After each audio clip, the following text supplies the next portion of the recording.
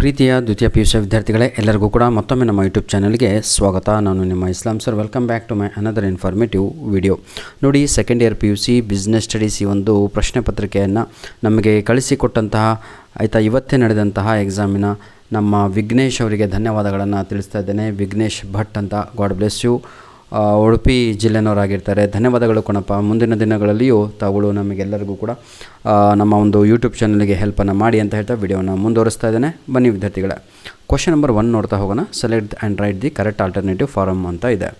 Top level management consist of dash ಅಂತ ಇದೆ. ಅದಕ್ಕೆ ಚೇರ್ಮನ್ ಅಂತ ಕರಿತೀವಿ. ಅದೇ ಸರಿಯಾದ ಉತ್ತರ. ಕ್ವಶನ್ ನಂಬರ್ 2 ಕಣ್ರಿ. A place for everything and everything in its place refers to which principles of management ಅಂತ ಇದೆ. Right answer my dear children option b ಆಗಿರುತ್ತೆ. ಅದು ಆರ್ಡರ್ ಅಂತ. Question number 3. Which of the following is an example of a single use plan ಅಂತ ಇದೆ. Question number 3 right answer is budget is the right answer. ಈಗ ನಾವು fill in the ಬ್ಲ್ಯಾಂಕ್ಸನ್ನು ನೋಡ್ತಾ ಹೋಗೋಣ. Fill in the blanks by choosing appropriate answers. Demonetization is viewed as a dash administration measure ಅಂತ ಇದೆ. Right answer tax ಅಂತ. Question number 5. Dash organisation specifies the relationship among various ಏನಿದು job positions and the nature of their interrelationship ಅಂತ ಇದೆ. ಇದಕ್ಕೆ ಸರಿಯಾದ ಉತ್ತರ formal ಅನ್ನುವಂಥದ್ದು ರೈಟ್ ಆನ್ಸರ್ ಆಗಿರುತ್ತದೆ. ಬನ್ನಿ ವಿದ್ಯಾರ್ಥಿಗಳಿಗೆ ಮ್ಯಾಚ್ ದ ಫಾಲೋಯಿಂಗ್ ನೋಡೋಣ. ಹೆನ್ರಿ ಫಯೋಲ್ ಅಂತ ಇದೆ. ಇದಕ್ಕೆ ಸರಿಯಾದ ಉತ್ತರ ಬಂದು mining engineer is the right answer. Henri Fayol mining engineer. Strategy ಅಂತ ಇದೆ. ರೈಟ್ ಆನ್ಸರ್ ಬಂದು ಆಪ್ಷನ್ ಡಿ ಆಗಿರುತ್ತೆ. Comprehensive plan is the right answer. Comprehensive plan.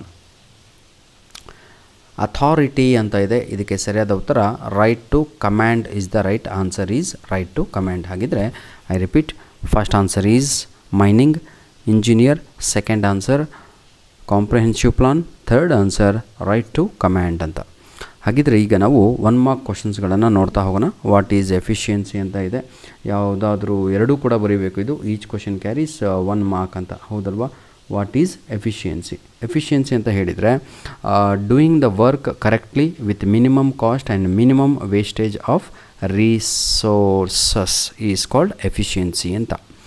ನಂತರದಲ್ಲಿ FIPB ಅಂತ ಒಂದು ಇದೆ, ಫಾರಿನ್ ಇನ್ವೆಸ್ಟ್ಮೆಂಟ್ ಪ್ರಮೋಷನ್ ಬೋರ್ಡ್ ಅಂತ.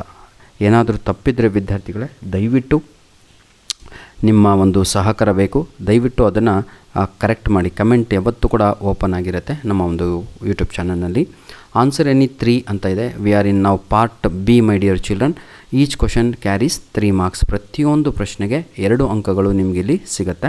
ಯಾಕಂದರೆ 3 ಪ್ರಶ್ನೆಗಳನ್ನು ತಾವುಗಳು ಬರೀಬೇಕು. ಡಿಫೈನ್ ಮ್ಯಾನೇಜ್ಮೆಂಟ್ ಅಂತ ಇದೆ. ಡಿಫೈನ್ ಮ್ಯಾನೇಜ್ಮೆಂಟ್ ಅಂತ ಇದೆ. Management is a process of planning, organising, staffing, directing and controlling the efforts of people to achieve organisational growth. ಇದನ್ನು ನಾವು ಮ್ಯಾನೇಜ್ಮೆಂಟ್ ಅಂತ ಕರಿತೀವಿ.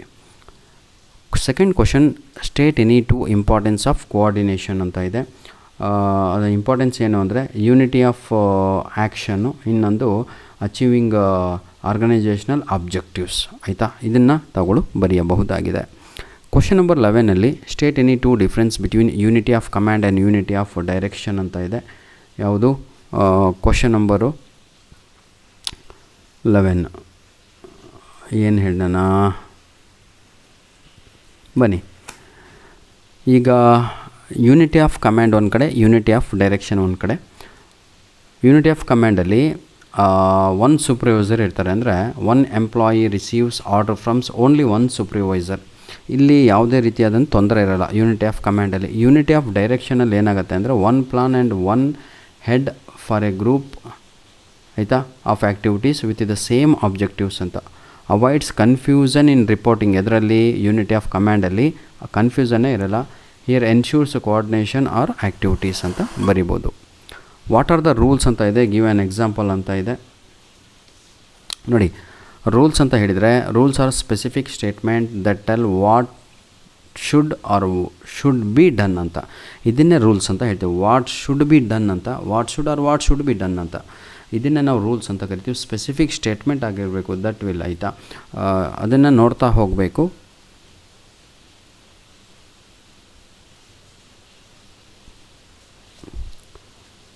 ಬನ್ನಿ ವಿದ್ಯಾರ್ಥಿಗಳೇ, ಇನ್ನೊಂದು ವಾಟ್ ಈಸ್ ಆರ್ಗನೈಜೇಷನಲ್ ಸ್ಟ್ರಕ್ಚರ್ ಅಂತ ಇದೆ.